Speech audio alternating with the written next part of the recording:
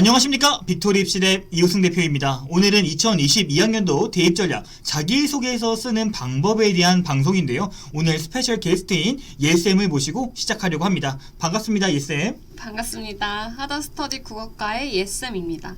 수시를 지원하는 학생들 중에 자기소개서를 작성해야 하는 학생들도 있을 텐데요. 자기소개서 작성은 해야 하는데 도대체 어떻게 해야 하는지 막막한 학생들을 위해 오늘은 빅토리쌤과 함께 자기소개서 작성하는 방법에 대해서 얘기해보고자 합니다. 그렇습니다. 오늘 이 방송을 보시고 어머님들과 학생분들께서 자기소개서는 어떻게 작성해야 되는고, 주의사항은 또 어떤 것들이 있는지 한번 알아보도록 하겠습니다. 그럼 구독, 좋아요, 그리고 출발해보도록 하겠습니다. 오늘의 목차입니다. 첫 번째는 2022학년도에 변화된 자기소개서, 그리고 자기소개서 작성 시 유의해야 할 사항, 그리고 1번은 어떻게 쓰는 것이고 2번과 3번은 어떻게 쓰는 것인지에 대해서 이야기를 해보도록 하겠습니다. 그리고 오늘 같은 경우는 하다스터디의 예쌤과 빅토리 입시랩의 빅토리쌤이 함께하는 방송이니까요. 많은 시청 부탁드리도록 하겠습니다. 일단 구체적인 작성 방법을 이야기하기에 앞서 수시 종합 전형을 지닌 모든 대학이 자기소개서를 요구하느냐? 아닙니다. 자기소개서를 2024학년도에 폐지하겠다고 함에 따라 선제적으로 고려대, 서강대, 이화여대, 한국외대 등의 몇몇 학교들이 자기소개서를 올해부터 폐지를 했고요. 지방거점 국립대 대부분과 교대 등도 자기소개서를 완전히 폐지했습니다. 따라서 수시 종합을 쓰는 친구들은 본인이 원서를 넣으려고 하는 학교가 자기소개서를 제출해야 하는 학교인지 아닌지 반드시 확인을 해보셔야 합니다. 또한 자기소개서를 제출하는 학교에 지원을 한다면 이 영상을 잘 참고하셔서 꼭 미리미리 작성을 해보셔야 하는데요. 자기소개서는 생각보다 작성이 쉽지 않아서 시간도 정말 많이 소요되고 여러 차례 첨삭지도도 받아보는 게 좋기 때문에 미리 준비를 해보시는 게 정말 좋습니다.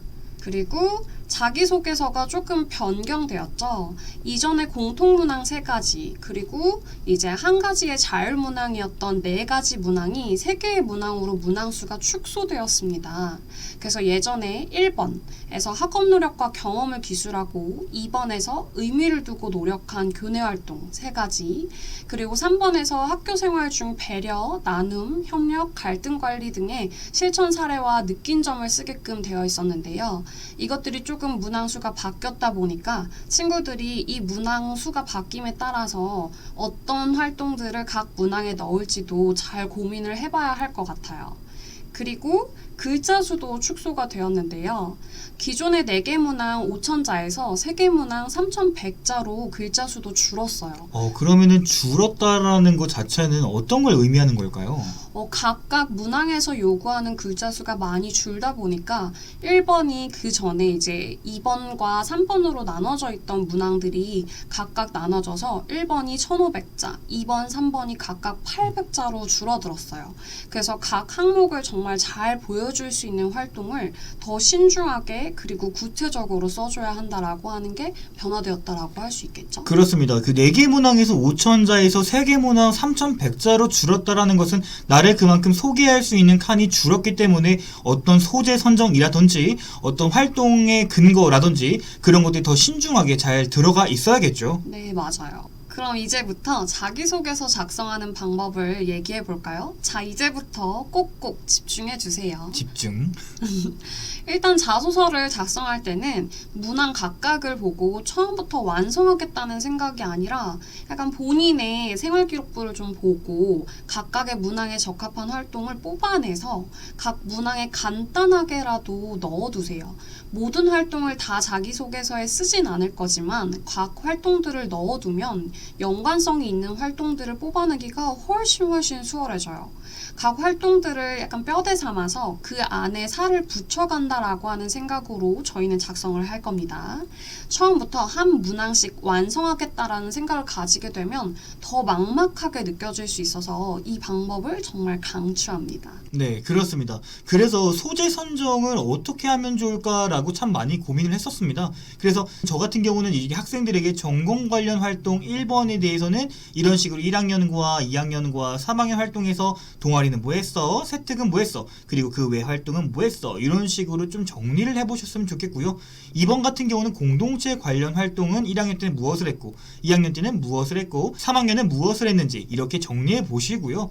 학년별로 발전되거나 2년 이상 꾸준한 한 활동 혹은 우수한 결과물이 보이는 활동들이 자기소개서가 된다면 참 좋은 방법이 될 수 있을 거라고 판단하고 있습니다. 수많은 학생들의 자기소개서를 컨설팅 하다 보면은 실수를 많이 하는 부분들을 보이고 있는데요. 그런 부분들을 이렇게 6가지로 한번 나눠 보았습니다. 어떤 것들이 있을까요, 선생님? 일단 정말 많은 친구들이 실수를 하는 부분이라서 이 부분들을 정말 친구들이 염두에 두고 써줬으면 좋겠고, 일단 첫 번째로는 서론, 본론, 결론을 명확하게 나누면서 작성을 해줘야 한다라고 하는 거예요. 친구들을 지도하다 보면 친구들이 워낙 할 말이 많다 보니까 그렇죠. 이것저것 나열을 해놓는 경우가 굉장히 많아요. 그래서 이것들을 조금 나눠서 서론, 본론, 결론 나눠서 문단을 조금 나눠주면 너무너무 베스트일 것 같아요. 그렇습니다. 왜냐하면은 어떤 걸 했어요를 쓰는 게 아니라 그 활동을 통해서 내가 뭘 배우고 느꼈고 나는 지금 이렇게 변하게 되었어. 그런 것들이 자기소개서에 들어가기 때문이죠. 맞아요. 네, 두 번째는 이렇게 상투적인 표현, 추상적인 표현을 자제하기. 이런 건 어떤 의미가 있을까요? 친구들이 워낙 이제 자기소개서를 쓰기 전부터 자기소개서를 보고 오는 친구들이 되게 많아요. 그래서 뭔가 어린 시절부터 네. 이러한 부모님 밑에서와 같은 정말 친구들이 많이 쓰는 표현들이 많이 보이는데요. 네. 이런 상투적인 표현 같은 경우에도 그렇고 단순히 좀 기뻤다, 좋았다, 이거 행복했다. 깨달았다, 알게 같은 추상적인 약간 감성 표현 같은 것들은 좀 자제를 해주셔야 합니다. 그렇습니다. 정말 뭐 느낀 점 써오라니까 좋았어요. 뭐 아, 일기나 혹은 뭐 맞아요. 전래 동화를 쓰는 경우도 굉장히 많았기 때문에 이런 부분들을 2번에다가 두었습니다. 그리고 오늘 같은 경우도 제가 이제 컨설팅을 하다 보니까 문장이 너무 길어서 이해하기가 어렵더라고요. 그러니까 입학사정관님 같은 경우는 본인의 자기소개서를 노력하면서 읽으려고 하지 않으실 겁니다. 그렇기 때문에 문장이 길어지지 않도록 내가 무슨 말을 하고자 하는지 항상 명료하고 구체적으로 쓰셔야 되겠고, 또 뭐뭐 했어요, 뭐 이런 거 했어요, YO 뭐 이런 거 안 됩니다. 네, 그리고 네 번째 뭐가 있을까요? 각각의 내용이 유기적으로 연결될 수 있도록 연관성에 주의하면서 작성을 해줘야 해요. 뭔가 끊어지는 느낌이 든다거나 각각이 그냥 연관성 없이 나열하는 식으로 든다라고 하면 그것도 조금 읽기가 불편하기 때문에 각각의 내용의 유기성 반드시 신경 써주셔야 합니다. 그렇습니다. 저희도 이제 생활기록부도 그렇지만 자기소개서를 읽다 보면 이 소재가 왜 여기 갑자기 떠있지? 라는 부분들을 굉장히 많이 볼 수가 있었습니다. 그렇기 때문에 연관성이라는 것은 어떻게 보면 생활기록부의 스토리 그리고 학생부 종합전형에서 가장 중요한 그런 동기의 타당성 이런 부분들에 해당되는 부분이겠죠. 다섯 번째 부분은 이제 분량을 조금 채워줬으면 하는데요. 1번 같은 경우는 1500자, 2, 3번 같은 경우는 800자인데 분량이 조금 없다라고 한다면 예를 들어 1500자인데 막 1000자 써왔어. 이러는 경우는 국어 선생님으로서 또 이제 자기소개서를 첨삭을 해주시는 선생님으로서 어떻게 생각을 하시나요? 정말 많은 친구들이 질문을 해요. 분량은 어느 정도로 써야 하나요? 1400자는 괜찮나요? 1450자는 괜찮나요? 이렇게 질문하는 친구들이 있는데 사실상 분량은 좀 꽉꽉 채우라고 하는 편이에요. 왜냐면 분량이 조금 모자라다 싶으면 이게 열심히 쓴 건가? 라고 그렇죠. 하는 문제가 생길 수 있기 때문에 그런 노력을 보여주기 위해서라도 분량을 조금 채워줬으면 좋겠고, 네네. 그리고 좀 넘어갈 것 같다라고 하면 조금씩 단어들을 고쳐서 분량을 맞추셔야 합니다. 만약에 1500자 써오라고 했는데 1600자 쓰면은 그게 다 들어갈 수 있는 건가요? 안 써져요. 프로그램상에서 아예 못 들어가게 되어 있기 때문에 글자 수도 미리 약간 한글 같은 데 넣어서 글자 수가 맞는지도 체크해 보셔야 합니다. 그렇습니다. 글자 수가 맞는 것만큼 중요한 게 바로 맞춤법 검사 아니겠습니까? 너무너무 중요합니다. 이거를 관과하는 친구들도 굉장히 많고 마지막에 막바지에 급하게 쓰다 보니까 미처 하지 못하고 들어가는 친구들이 정말 많은데 맞춤법 정말 중요합니다. 그래서 맞춤법 검사기를 꼭꼭 마지막에는 돌려보시기를 정말 꼭 하셨으면 좋겠어요. 이런 거나 혹은 뭐 분량을 채우기 이런 것들이 어떻게 보면은 성실성 평가에서도 중요한 역할을 할 수가 있기 때문이죠. 네, 맞습니다. 네, 그렇습니다. 그리고 자기소개서 작성할 때 정말 꼭 염두에 둬야 할 게 입학사정관이 되어보기예요. 각 문항에서 입학사정관이 알고 싶은 게 무엇인지를 생각하면서 쓰는 것도 정말 중요해요. 안 그러면 친구들은 문항에 따라서 내가 하고 싶은 말을 쓰는 경우가 굉장히 많아요. 아, 내가 이거 했어. 내가 이거 했어.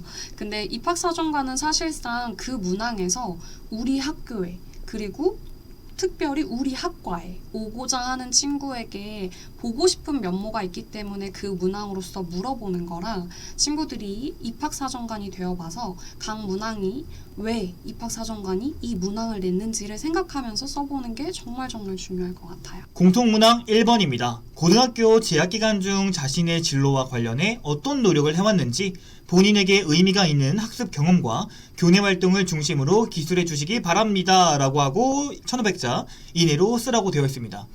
1번 문항에서 키워드로 삼을 것이 무엇일까? 라고 한다면 바로 자신의 진로, 그리고 어떻게 노력을 해왔고 본인에겐 어떤 의미가 있는지, 그리고 학습 경험과 교내 활동이 되겠습니다. 이는 변화하기 전 1번과 2번 문항이 합쳐진 형태라고 볼 수 있는데요. 2번 문항에 있던 세 가지 활동이라는 제한도 사라졌죠. 그럼 이 문항에서 사정관이 요구하는 건 무엇일까요? 바로 이 학생이 우리 대학교에 해당 학과 공부에 얼마나 적합하고 이에 대한 어떠한 노력을 했는가입니다. 그렇습니다. 네. 자소서 지도를 하다 보면 대부분 학생들이 여기에 내신 성적이나 모의고사 성적을 올리기 위한 노력, 그리고 성적이 올랐다, 이런 좀 틀에 박힌 내용을 쓰는 경우가 많습니다.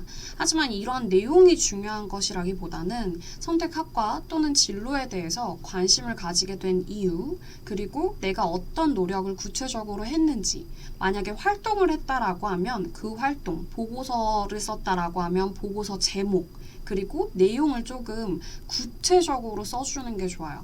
이런 것들까지 써야 되나? 이런 것들까지 궁금해할까? 라고 하는 정도까지 정말 구체적으로 써줘야 하고, 내가 이 활동들을 하면서 어떤 구체적인 생각의 변화가 있었는지, 그리고 어떤 깨달음을 얻었는지를 전공 적합성과 연결해서 작성을 해주셔야 합니다. 그렇습니다. 또한 이제 3개의 제한도 사라졌기 때문에 3개 이상의 활동을 넣으면 상대적으로 구체적인 내용을 작성하기 어렵죠. 1500자에선. 그렇기 때문에 이제 2가지 활동을 구체적으로 조금 작성을 했으면 하는 바람입니다. 맞아요. 특별한 경험이 없다면 뭐 독서 기록 내용 중에서 인상 깊었던 내용을 쓰거나, 혹은 뭐 실패했던 경험이라도 그래도 내가 한계를 극복하기 위해서 이런 노력까지 해봤어, 이런 특별한 경험으로 만들면 스토리가 나올 수 있지 않을까라고 생각을 하고 있습니다. 그리고 만약에 성적이 좀 눈에 띄게 많이 올랐다거나 또는 정말 좋은 성적을 받았다라고 하면 구체적으로 그 등수나 점수를 언급해 주는 게 정말 중요하고, 어떤 활동을 했을 때 내가 실패했다 또는 성공했다 라고 하는 게 중요한 것이 아니라 어떠한 노력과 어떠한 시도를 의미 있게 행했는지를 보는 항목이라고 할 수 있습니다. 네, 그렇습니다. 그런 것들이 이제 학생부 종합전형에서는 도전정신으로 평가를 하는 부분이 되겠죠. 자, 그래서 발전성을 보이기 위해서는 2개를 쓰되 하나의 스토리가 발전된 것처럼 보이게 하는 것이 좋습니다. 그래서 저는 1번의 첫 소재에다가 하나는 750자, 두 번째는 750자, 이런 식으로 2개로 나눴으면 좋을 것 같아요. 그리고 첫 소재에서는 750자 속에서는 이렇게 진로를 탐색한 과정을 쓰고 활동의 진행은 어떻게 되었는지, 그리고 그런 것들은 나에게 어떤 의미가 있었는지, 그리고 배운 점을 써야겠지요.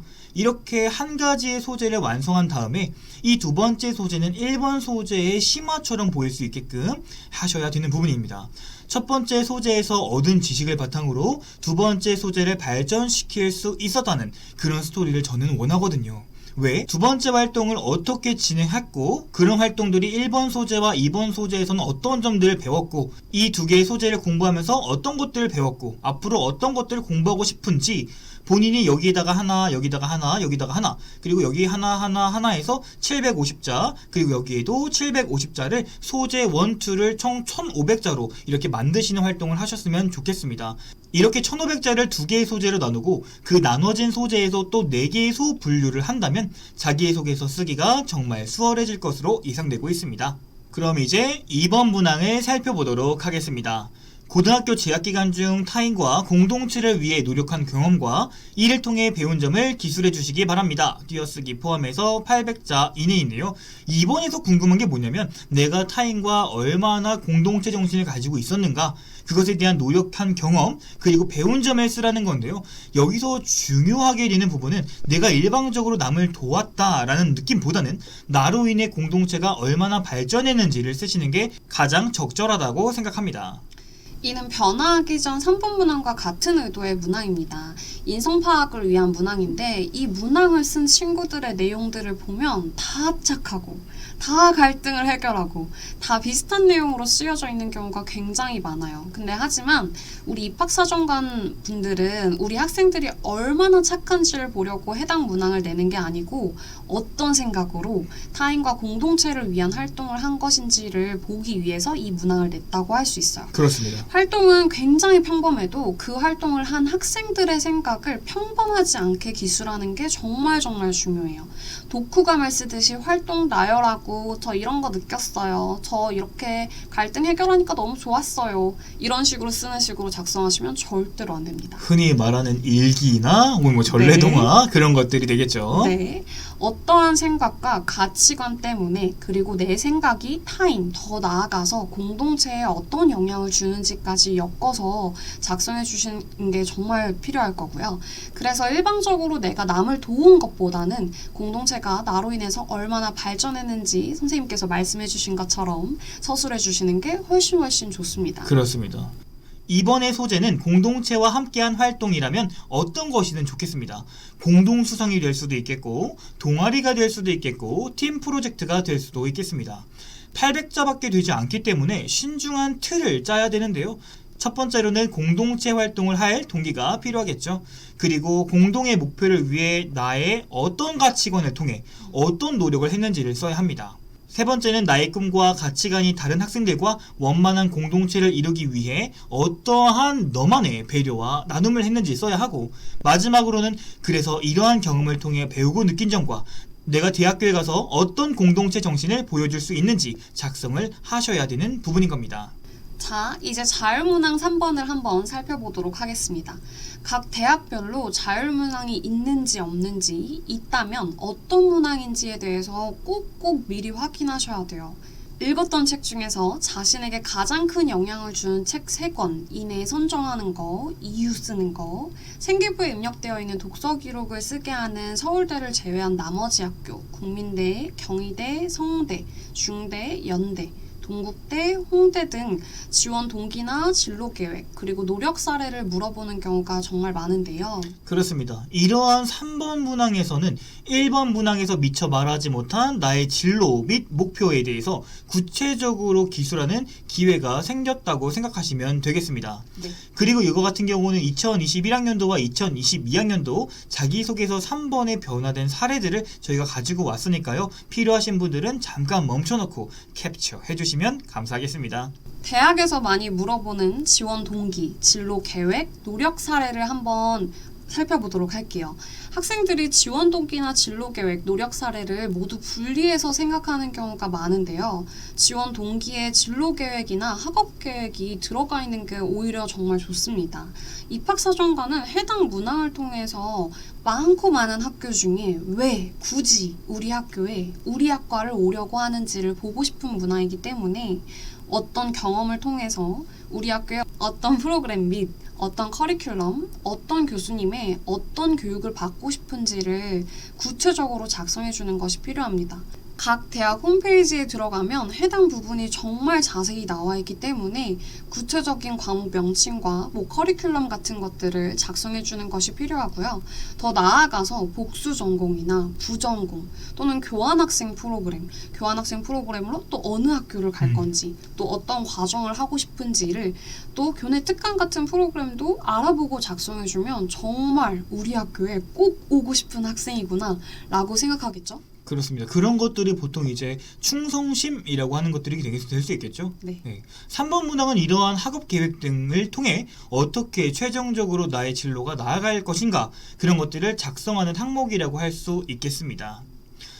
3번의 틀을 한번 정리해 보았는데요. 첫 번째는 내가 어떤 대학교에 어떤 학과에 특히 어떤 공부를 더 하고 싶고 나의 이런 꿈을 이루기 위해 오게 되었다. 이런 식으로 과거의 이야기가 반드시 나오겠고 왜 이 진로를 선택했는지 나올 수가 있겠죠. 두 번째 같은 경우는 그 꿈을 이루기 위해서 내가 교과에서는 어떤 노력을 했었고 또 비교과적인 부분에서는 어떤 노력을 했었는지 넣어주시는 게 좋겠습니다. 네.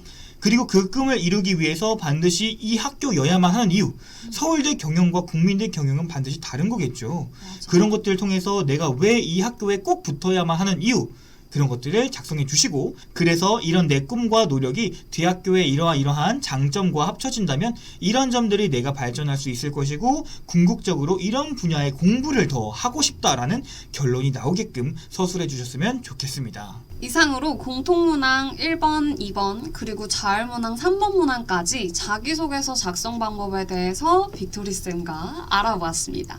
자소서 작성 때문에 소중한 머리 그만 쥐어뜯고 합격하는 자기소개서 작성해보세요. 내년에 합격한 학생의 자소서 사례로 학생들의 자소서가 나올 수 있었으면 너무너무 좋을 것 같아요. 그러면 이거 좀 좋을 것 같아요, 진짜. 네. 궁금한 사항이 있으시면 댓글로 남겨주세요. 여러분들의 대학 합격을 하다스터디와 빅토리 입시랩이 함께 응원하겠습니다. 끝까지 시청해주셔서 감사합니다.